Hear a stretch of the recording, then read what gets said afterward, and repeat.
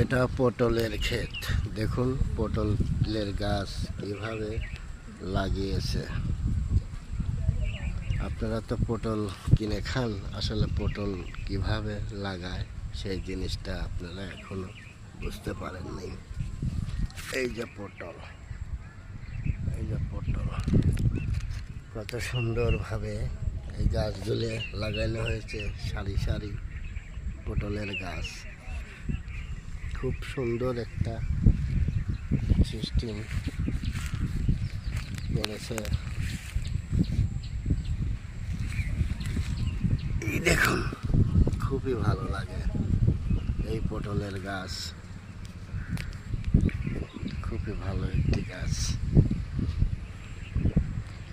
অনেক পরিশ্রম আছে পটলের গাছে, পটল জন্মাতে অনেক পরিশ্রম।